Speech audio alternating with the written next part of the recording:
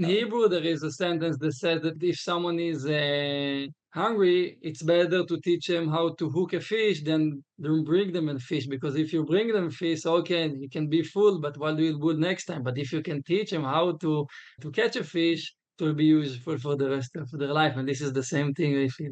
I feel like this is the same thing. Hello, everyone. This is Tomer Kamil, and you're watching another episode of Jumping Forward, SEL podcast. Today we are having a special guest. Hey, Jen, how are you? Hey, good. Thanks for having me. So, Jen is a social worker and a student support coach in a middle school. Jen is passionate about encouraging kids being outdoors and spending time with their family. That's right. So, why do you think it's so important that kids will spend the time outside? Oh gosh, I guess the simplest answer is it's regulating. It's a balance for us.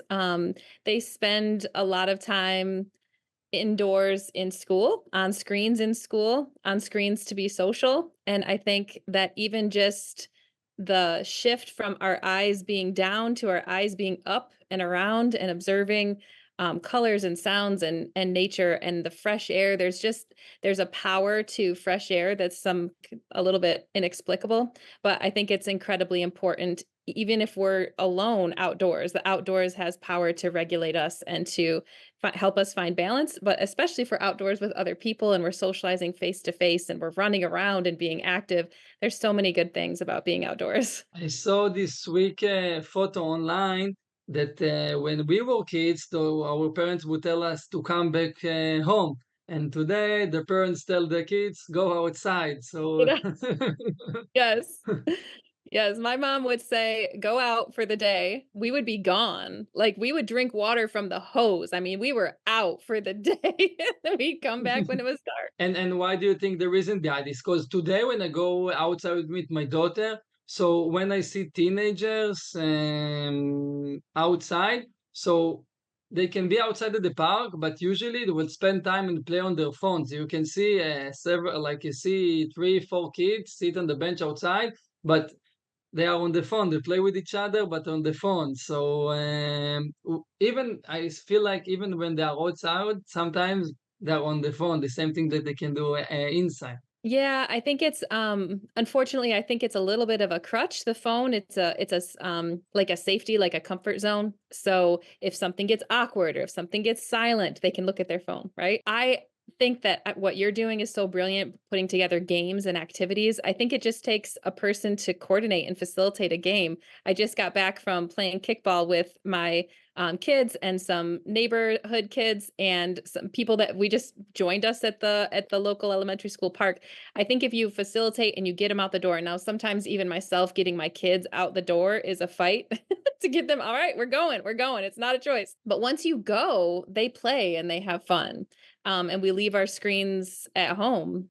We go for walks, we go for hikes. They complain until we get there and then they enjoy it. So I think it's just pushing through, knowing that sometimes I know something that is good for you, even if you don't feel like doing it. So, Mhm. and we'll just facilitate, and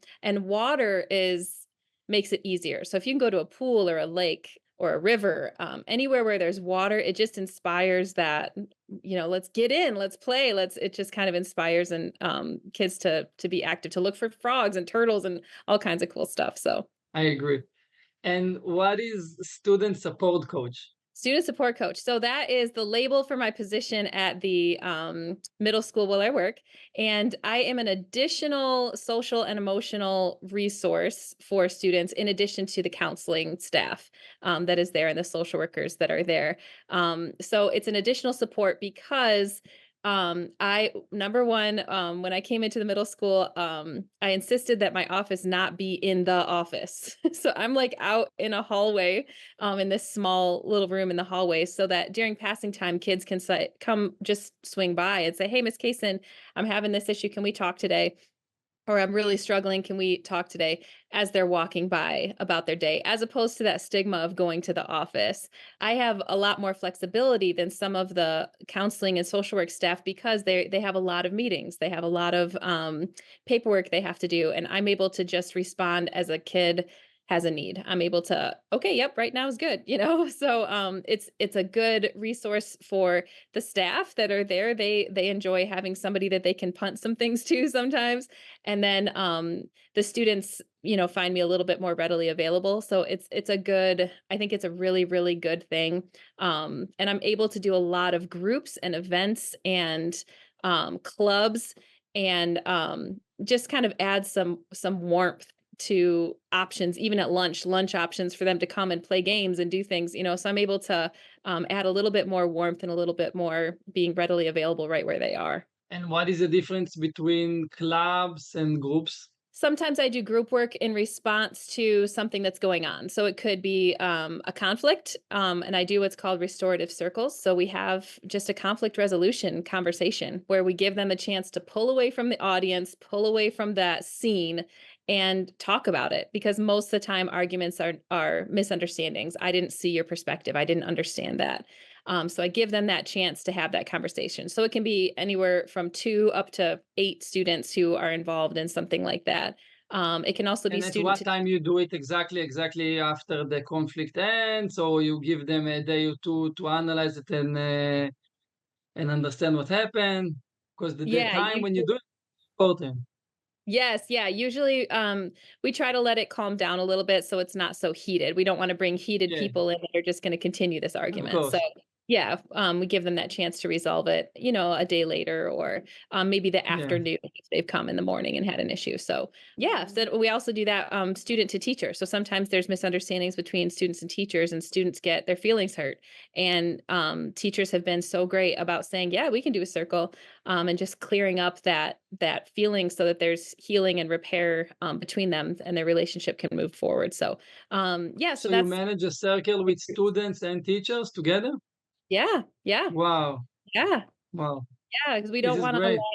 yeah, we don't want to let those misunderstandings perpetuate and just get bigger and snowball. So yeah, so it's a really beautiful thing. Conflict is hard, but it's not bad when you allow it to heal and allow it to grow and people can grow through it. So especially in middle school, kids don't know how to resolve conflict. So I find it such a privilege that I get to be in the room and watch them have these conversations. And I'll tell them every time, I respect so much that you're willing to sit down and have this difficult conversation.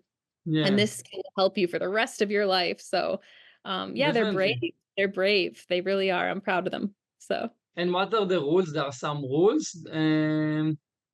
say that like, again. what are the rules during these circles? The rules for the restorative circle, there's kind of, so I'll bring them in and I'll say, "Okay, I have a talking piece." It's a really, soft, like, platypus, like, just stuffed animal, and, his name's Larry, and Larry the platypus, and I'll say, "Whoever has Mhm. Larry, it's your turn to talk, and if you don't have Larry, your job is to listen and try to understand the other person's perspective, and I'll set the tone and tell them, you know, most conflict is because of misunderstanding, and it really helps when we hear the other person's perspective. And I'll tell them the goal from this circle is not that you become best friends and you go skipping off into the sunset. That's not the goal. The goal is to understand and to move forward in a healthier way where we can share a space and respect each other as human beings who are trying to go through school. So, most of the time we at the end of the circle I ask them, they'll talk about what happened, they'll talk about how they felt, what it made them feel, what they were thinking at the time, and at the end I will always ask each of them to give me an I statement to be part of the solution. So you can't control someone else, so you can't tell them what they should do to fix it. You can only say what I'm willing to do to be part of the solution. And the kids are they're amazing. I mean, they're so brave and willing to be vulnerable, and they are willing to own their most of the time their piece of how they could be a part of the solution moving forward. So it's not always 100% perfect, and we never have issues again, but it's a beautiful moment that at least plants the seed of repairing conflict and repairing harm, and it gives kids the chance to not have shame, hidden shame, or fear, or so. This is great that they have this opportunity, and it's really impressive that they have the ability to share their emotions and to share their feelings, and they know how to express it. Yeah. Yeah, it's amazing, and what I love about being the support coach is I'm not in the office, so when they come to me, they're not in trouble. We're just trying Mm. to heal and repair. And I, of course, have Jolly Ranchers and gum. And oh my word, if you have gum, you're every middle schooler's best friend. But the goal is not to be their friend. The goal is just to make it warm, make the Yeah. environment warm so that they can relax and engage in this difficult conversation. So, So can you tell us a little bit more about the program that you developed, that you developed? Because yes. So, Compass Talks. yes. Or yeah, okay. So yeah, because in the school there's a different clubs and programs at the school, but the program that I developed, I call it Compass Talks. It's a video series to make available what I teach to kids, students, their parents, and their teachers. I found myself as a student support coach repeating some of the same foundational conversations with kids. And it just there were these 8 lessons that were just I needed to repeat, whether I was in a group or individual work. And I just felt like, okay, there's this 8 foundational lessons to help students have healthy mindset. And I need to make this more available. So I created this video series to try to make it easy for students, parents, and teachers. A lot of times, SEL curriculum is this big book of lessons plans, and it gets handed to a teacher, and they don't have spare time to research, to learn, and to prepare these lesson plans. So I wanted to make it Yeah. easy. I wanted them to just be able to push play and learn with their students. And so it's 8 video sessions, and in each video, there's pause and reflect questions so that the students and teachers or parents can engage and learn together through the video. And then there's worksheets attached to each session where they can go deeper and make it more individualized to them. So, and make goals for themselves. And there's specific actions, challenges from each lesson that they can take action and take something home that right away they can put into action. So yeah, I'm excited about it. I have to learn the whole marketing piece of this, but I'm very, very passionate and excited about the content. Yeah, it sounds great because again, as you said earlier, that most of the teachers are really busy and they don't have this time, and maybe they don't have the knowledge how to do it. So, and most of the time, I understand that the teachers they receive the SEL curriculum, but they need to implement it. So I think it's really useful. So, Thank why you. did you choose to focus on teenagers? Great question. So it's funny because I think we all have a build of just what we're kind of made to do, right? And I just feel like I'm made to work with middle schoolers.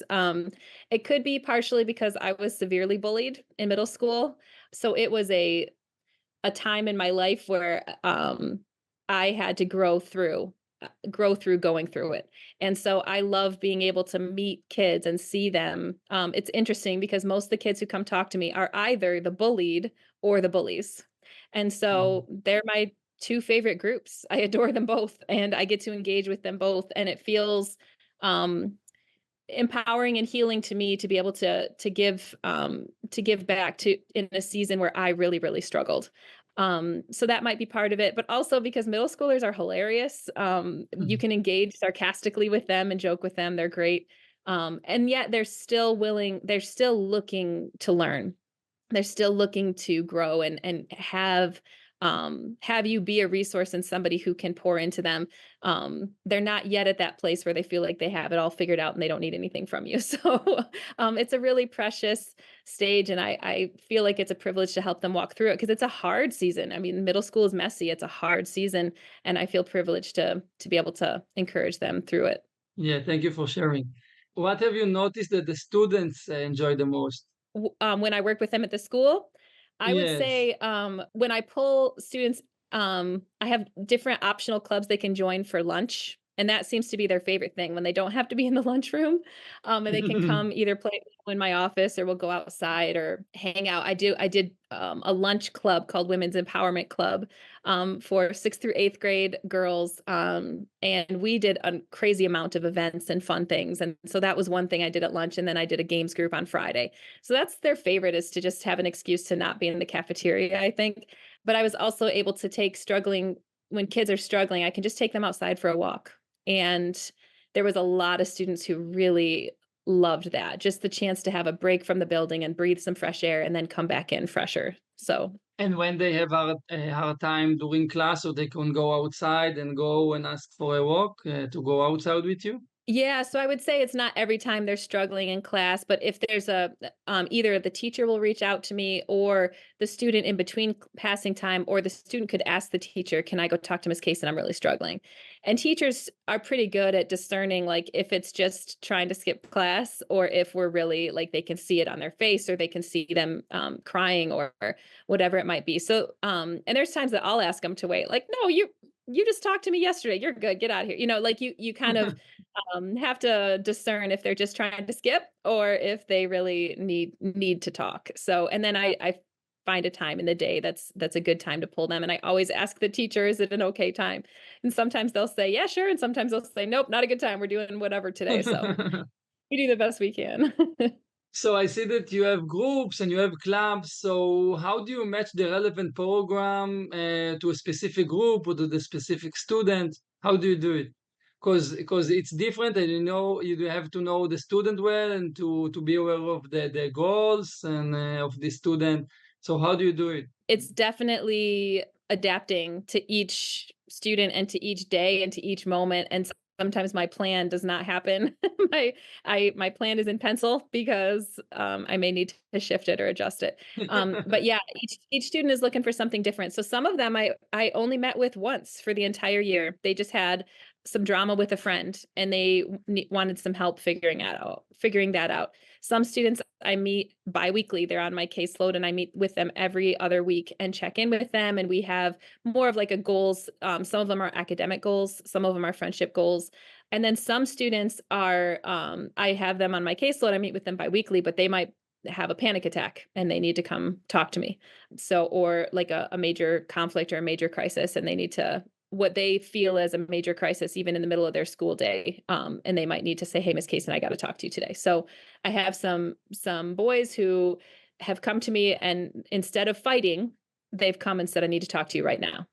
You know what I mean? And that's such a great skill. That's such a great skill. They It walked is away. a great skill Oh, because they know how to yes. count to three and to analyze and see, okay, I struggle some challenges here, I need help, and they know to approach you and ask for this help. So this is a great thing. Yeah, yeah, it's really, really good. So I count myself privileged that I'm able to, and the goal is always to help the student regulate so that they can go back to learning. It's not to keep them out and to play Uno. It's always to help them regulate, to help them kind of decode what's going on, to breathe and to be fresh enough to return to class and return to their social interactions in a healthier way, so that they can learn. Yes. Because when we are upset and our emotions are big, we're not absorbing, we're not learning. So it's an opportunity to help them. We are not available to sit in class and listen to the teacher because we are upset Right. now or because we are angry and Yes, we need someone to help us, and we're not available for this now. So if they go outside, ask for the help, and then they can come back, and then they can be available to study with the classmates. that's right. Absolutely. Yeah. And a lot of the work that I do is about confidence, especially in middle school, I think, but anyone, I mean, myself included. It's a lot about confidence and helping kids see more complete picture of themselves, of the people around them, of their teachers. So yeah. So how you assist them to increase the confidence? It's a couple of the lessons in Compass Talks, actually. There's a few exercises that I take students through to help them see who they are. And I'll ask them questions about who has power over that, and so I guess I think in pictures, right? So without taking you through the 20-minute lesson, the I think in pictures. So I tell kids, I'm very cheesy, and I admit this. I'm awkward. I admit this. I embrace it. But I picture that we're in a boat in life. We're sitting in this boat, and there's waves that come at us. If we do everything right, we have no control over the waves. They're going to come, even if we're doing everything right. There's the waves of circumstances that are beyond our control, things like the car breaks down or the washing machine breaks and you don't have clean clothes and you're late to school. There's things that circumstances beyond our control. That's a wave. big feelings. So our feelings get big. And sometimes it has to do with body chemistry. Sometimes it has to do with the compilation of stressors, but our feelings get big, and that's a wave. And then there's other people who may make us feel some kind of way, and we don't get to control that. So this wave of other people and their opinions and how that makes us feel rocks our boat, right? It can rock our boat. And what I try to help students do is not be a victim to those waves, to not allow it to let you spin out or sink you. The waves are there. You're not in control of them. It's not because you did anything wrong, but we need to put the motor on our boat. We need to pull that cord and move in a healthy direction as opposed to spinning or getting tossed about by these waves. And so I try to help them find what is your worth it? What is the truth about you in this moment? And is it what they were speaking? Is what they said true? Let's find what is true about who you are and where you're going and what's important to you and what you're grateful for. And let's feel the depth of that as opposed to allowing the power of those words to sink you. And so yeah, so there's a lot of not being victims to those waves, but instead we can't control the waves, they're going to happen, but we can move in a healthy direction through them. And I think social emotional learning is really about finding the balance. I think a lot of it isn't always external stressors, it's our own too. I think our head and our heart are meant to balance each other, but they get out of balance sometimes. Sometimes our head is taking taking over and we're clippy or we're really logical and we're too strategic and we're hurting people, right? And sometimes our heart is taking over and our feelings are so big and we are letting our feelings lead and we're not letting our head balance out our feelings. So I think social emotional learning is learning the balance between your head, your heart, your body, and how they work together, as well as the social piece. We're not meant to do this alone. People are meant to be our balance too. And then there's other people who are not good for our balance who we need to walk away from. And so I think this learning, this work is all day, every day for the rest of our lives. You know, I'm still learning. Oh my gosh, every day.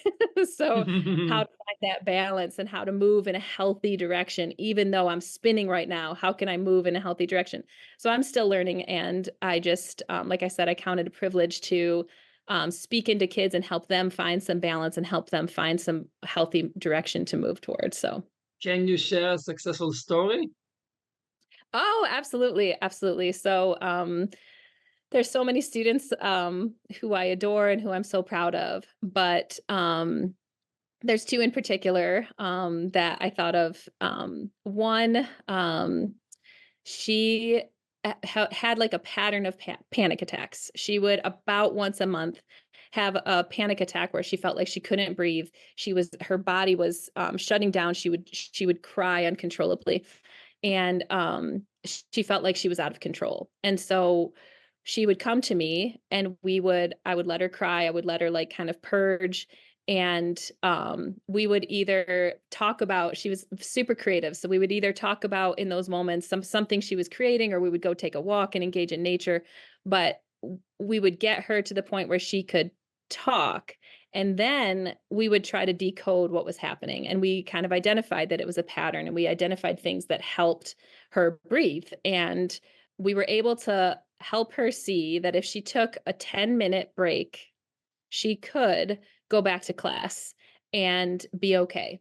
And it took a lot of work to get her there because she was afraid to go back to class because she felt like people were going to judge her or consider Mm, her weak. So it was easier to just not go back to class. So it was this mhm. whole work of creating a new pattern. She had this pattern of panic attacks, and we had to create a new pattern of confidence that, okay, a hard thing can happen and I can learn how to weather the storm, and I can be confident enough to go and re-engage in my community and with my head held high that I'm human and so are you, and things like that. So um I'm so proud of her because they were really incapacitating, these panic attacks when they would come, and she felt like she had no power and no control over it. And we were able to work together to help her see that we couldn't control them coming, but we could be confident that we could get through it and that there was things that we could do to not be a victim to that. And so that was a really beautiful I love her and I wish her so well. I think she's gonna be famous for having some sort of TV series someday. She's incredibly Mhm. talented, so I'm proud of her. Another girl, she was stuck in a rut, which happens a lot in middle school, of being having friends who were not kind to her because she was afraid. She was afraid of being alone. And that happens a lot. And over the course of her entire 6th grade year, we would talk about the pattern of these friends and what real friendship looks like or should feel like, and that it shouldn't feel like a performance, and that finding your people is people who get your humor and who lift you up and encourage you, and you do the same for them, and different things. And working with her on her confidence through some of the activities that I do through Compass Talks, actually breaking down an exercise in a worksheet to help them see things that they can be confident in. And by the time that, so her whole 6th grade year, she was too afraid to move lunch tables. That was the biggest thing, was for her to move a lunch table. She was afraid. She didn't want to do it. She would rather have bad friends than be alone. And in her 7th grade year, she came back and she moved a lunch table. And I was so proud of her. And she experienced true friendship. I would see her laughing and cracking up and confident with what she was wearing and how she was walking and joking around. And she would come to the game days on Fridays with her new friends, and we would all laugh. And great kids. And not to say that the other kids weren't great kids, but they weren't great to her or for her. And so, yeah, so I'm really proud of her and her growth and excited to see her next year. So Mhm. You can guide the next generation. You can actually change their life when hang out with people that probably can be the influence, and to teach and discuss and tell and assist there to make the decision to become friends with people that actually care about that and do good work and could be a good influence. And I believe it's for the rest of her life. well, thanks for saying that. Thank you. Yeah, it means a lot to me to watch them and see them see them choose it, because I can't choose for them. I heard someone say somewhere, and I totally agree, that you can't actually help someone. You can encourage them, you can cheer for them, you can root for them, but they have to do the work of walking their own journey. And And even if you do it well, so next time maybe you won't be there for her. So the best thing is to teach her, and then she'll be able to do it by yeah, herself. yeah, exactly, exactly. In So Hebrew, there is a sentence that says that if someone is hungry, it's better to teach them how to hook a fish than bring them a fish. Because if you bring them fish, okay, you can be full, but what do you do next time? But if you can teach them how to catch a fish, it will be useful for the rest of their life. And this is the same thing. I feel like this is the same thing. I love it. That's perfect. I actually love to fish. My husband taught me how to fish and he cooks fish. Oh, amazing. But yes, I'm hearing what you're saying. Yes. So I went once to fish and I caught one fish, but I couldn't take it out of the hook. So it was this is was the point that I stopped trying. Oh gosh. That's okay. That's okay. The analogy is still So true.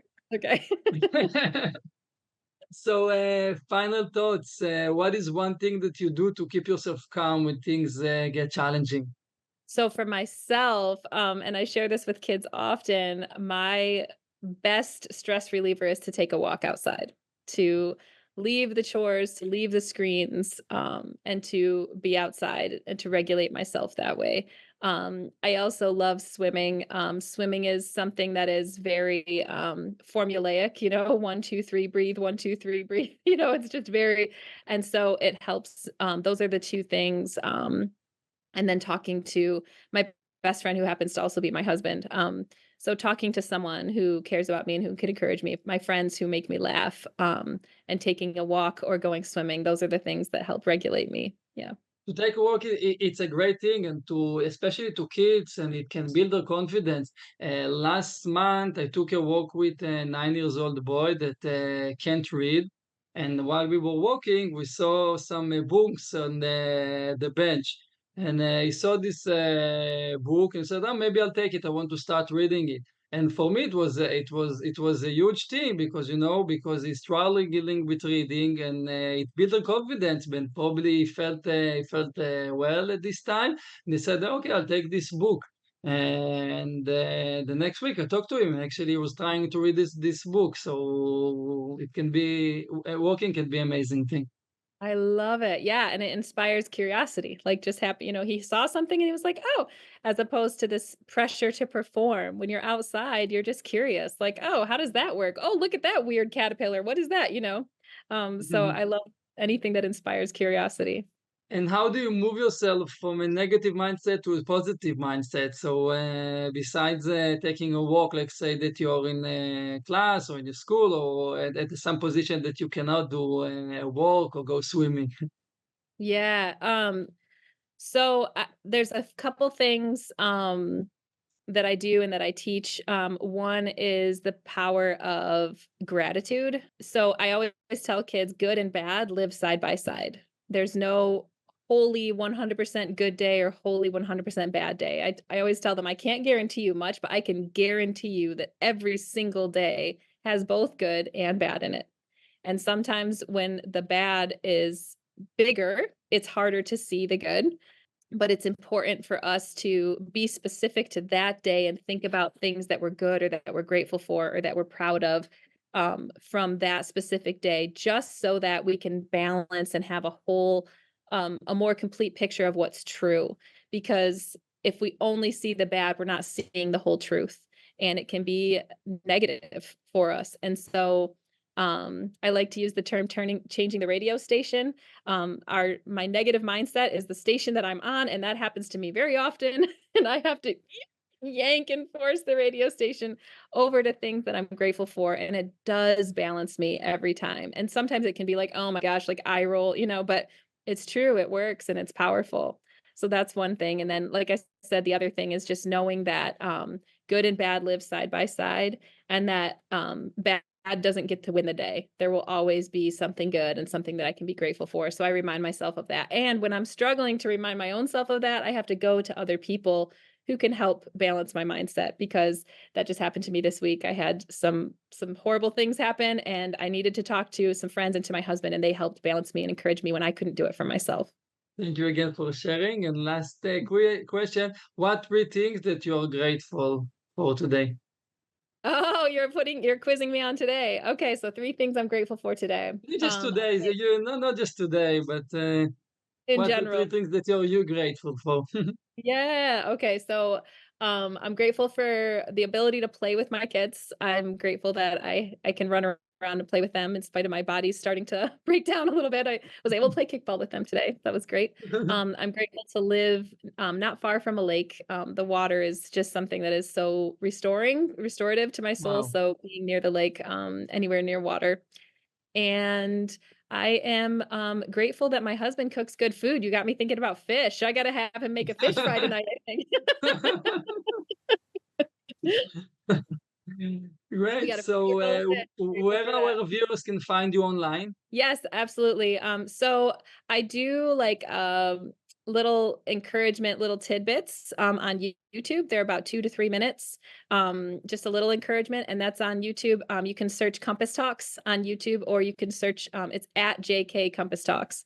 We'll That's on send you the YouTube. you will send me the links and I can post it. I Sure, can perfect. post it. Perfect. And then my website, if you're looking for more of the video series curriculum and the worksheets and all of that, for large groups or small groups, that's at www.compasstalks.com. So I can send you that link as well. Perfect. And anything else you would like to add before we finish? Oh, I'm just really grateful for the chance to talk with somebody else who is passionate about encouraging kids with social emotional learning. And thank you for your encouragement, seeing into what I do, and being so encouraging about it. I appreciate you. So thank you so much for your time and for sharing your knowledge. I learned a lot, and thank you. Bye bye. Thank you. Bye bye.